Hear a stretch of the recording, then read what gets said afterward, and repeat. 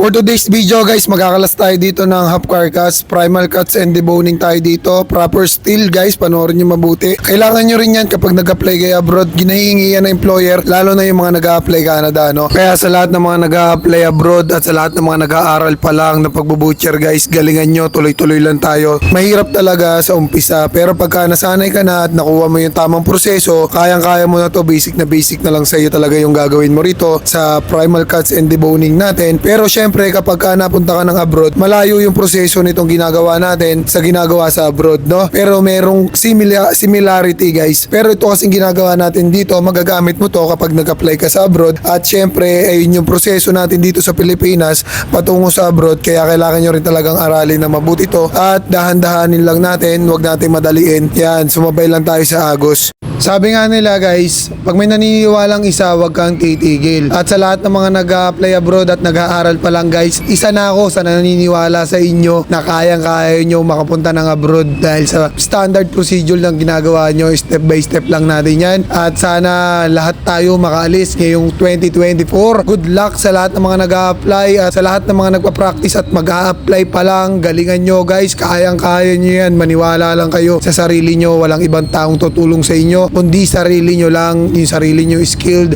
kakayahan at lagi lang kayo maniniwala sa taas. At sa lahat ng mga gusto mag-practice at mag-aral ng primal cuts and deboning na malalapit sa may Alabang Wet Market, tumatanggap na rin si Sir Jeric ng mga estudyante niya para turuan at i-guide ng tamang proseso, at si Sir Marvin Abila, tumatanggap na rin sila ng mga tuturuan nila guys. Saludo ko sa inyo mga master, at sana mas marami pa tayong matulungan ng mga nag-a-apply abroad at mga nangangarap na mga butcher. Sa Batangas naman kay Sir Limierda Vlog, yan, pwede nyo silang lapitan guys, pwede kayo magpaturo sa kanila. Simula nung nag-vlog ako nito guys, di ko naman ini-expect na may inspire talaga ako, no? Gusto ko lang talaga i-share yung knowledge ko kasi di ako natuloy na pag-apply ko abroad dahil nagkaroon na nga rin tayo ng business dito. Ang goal ko kasi dati talaga ay makapag-abroad, makapag-ipon para magkaroon ng business dito sa Pinas, at ngayon may business na tayo dito, masasabi kong natupad ko na yung isa sa mga pangarap ko guys. So pag nag-butcher kayo guys, hindi lang pag-abroad yung pwede nyong gawin, pwede rin kayo mag-business. At sa lahat ng mga magbi-business guys, aralin nyo lang mabuti, alamin nyo lang kung paano nyo aalagaan yung meat nyo, dahil hindi naman sa pagbi-business araw-araw Pasko, palaging ubos. Lagi nyong tatandaan,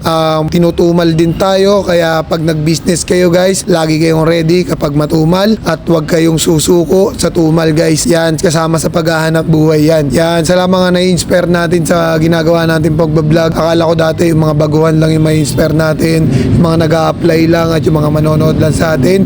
Ngayon nakakataba ng puso dahil yung mga kapwa butcher natin at yung mga master natin sa wet market ay na-inspire na rin natin at mga na-impluensya na rin natin sa mga ginagawa natin. At the same time mga master, nakakatulong tayo sa mga kapwa natin Pilipino, at hindi lahat ng Pilipino ay tumutulong sa mga kapwa nila Pilipino, dahil kung minsan iisipin mo talaga kung bakit kapwa mo na Pilipino yung pa yung ihila sa iyo pababa, at ayun ngayon pa yung hahatak sa iyo pababa hanggang sa i-down ka, hanggang sa masira ka, hanggang sa bumagsak ka, hanggang sa maging walang-wala ka, at sila yung tingin nila aangat sila sa ginagawa nila. Maling-mali yung ganun diskarte. Kaya kayo mga nag-aaral pa lang at nag-a-apply abroad, focus lang kayo sa goal nyo, maging humble lang kayo palagi kung ano yung mga natutunan nyo at itinuro sa inyo ng mga master nyo at mga nag-guide sa inyo guys. Lagi lang kayo magpasalamat at huwag kayo makakalimot. At sana nakatulong sa inyo tong video na to guys, no? At sana na-inspire ko kayo dito sa ginagawa nating video.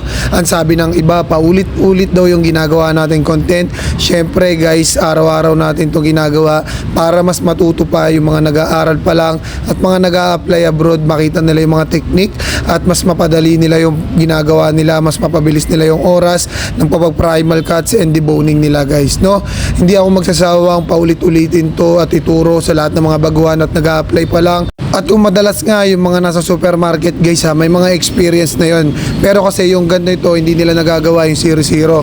Especially dito sa shoulder blade guys. Panoorin nyo mabuti kung paano natin tatanggalin yung shoulder blade dito ng 0-0. At sana makuha nyo rin yung tip and technique na ginagawa natin dito para mas mapabilis nyo yung pagtatanggal sa shoulder blade, no? Malaking bagay ito guys, lalo na kapag nag-apply kayo ng Australia or New Zealand na hinihingian ng actual trade test ng primal cuts and deboning tuning guys. Sa FMW kasi sa UK, ang hinihingi lang nila yung video guys. Kaya kadalasan marami nagpapa-video sa atin at ayun yung ginagamit nilang requirements sa pag-apply nila abroad guys.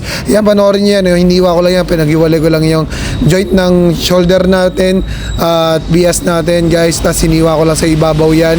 Ginuhitan ko lang yung shoulder blade, inangat ko yung soft tissue at inihiwa ko rito yan sa may layer papunta sa may dulo ng shoulder blade natin. At ganun din sa kabila guys, yan. Ganyan lang, pa-pyramid lang yung hiwa niyan guys, papunta lang sa may buto ng shoulder blade. Kapag nagawa nyo na yan guys, madali nyo na may aangat yung mga soft tissue at laman na nakadikit sa shoulder blade natin. Yan, inangat ko lang yan guys. Pagka malinis na yung shoulder blade niya, madali nyo na matatanggal yan guys. Basta make sure lang na paabutin nyo hanggang dulo ng shoulder blade para wala tayong maging problema kapag hinatak natin yung shoulder blade natin. Yan, naiangat ko na yan lahat, tinulak ko lang ng thumb ko yan at may nakita pa ako nakadikit dyan. Iniwa ko ng knife ko yan at inangat ko na yung mga soft tissue na yan guys. Itong video na to sana makatulong sa inyo yung tip and technique na ginagawa ko rito at hanapin nyo lang makapalalited at tinuro ko na yan. Hiwain nyo lang yan guys. Pag nahihiwa nyo na yan guys, kahit hindi nyo nahiwain yung kabila, paikutan nyo na lang ng hiwa yan, gumawa na kayo ng hawakan. Yun, makakatulong sa inyo yan para mas males nyo yung time nyo sa pagtatanggal ng shoulder blade guys. Okay? And then pagka nakakayas nyo na yung ilalim dyan, hiwain nyo lang ng isa yan at pwede nyo nang hatakin yan. Yan, yung tip na yan ay galing kay Sir Marvin Jolata Abelanya guys. Alabang Wet Market na mas mapapadali nyo yung pagtatanggal nyo sa shoulder blade guys. Okay, kita nyo naman lahat ng soft tissue nakadikit na ron sa kasim natin. At yan, tapos na tayo agad sa shoulder blade natin. Punta tayo sa pata front. Hiwain nyo lang yung layer na yan at hiwain nyo yung balat. Okay, papunta rito sa kabila, papasok lang at yung layer na yan, susundan nyo lang yung layer na yan ng bias. Kapag nasundan nyo na yan, layer na yan, dikit nyo lang yung knife nyo sa may buto ng bias dyan and then hiwain nyo palabas guys. Okay, at hiwain nyo yung mga nakadikit na laman, papasok naman dito sa kabila para matanggal natin yung mga nakadikit na laman sa may bias guys. Madali nyo matatanggal yan kasi nakadikit lang yan guys, di nyo kailangan ng puwersa dyan. Okay, hiwain nyo lang yan kahit naka power grip kayo, kaya nyo tanggalin yan. Kita nyo naman kung gaano kalinis yan at paikutan nyo ng hiwa yung pata front natin para matanggal na natin yan guys, yung ilalim ng bias dahil may nakadikit pa dyan ng mga litid at laman sa ilalim ng bias guys. Pag natanggal natin yan, pwede na natin tanggalin yung pata front natin. Paikutan lang natin ng hiwa yan, kapantay lang sa ilalim ng siko para mas madali natin matanggal yung pata front natin. Okay guys, kung di pa kayo nakapollow sa akin, follow nyo na rin ako, sundan nyo na rin yung YouTube channel natin guys. At ngayon pa lang, maraming salamat na sa lahat na nagsusubscribe sa YouTube natin at nagkiklik na notification bell sa YouTube natin. Maraming salamat sa inyo guys. At sa lahat na nagpapa-shoutout, di ko na kayo maisa-isa. Shoutout sa inyong lahat guys.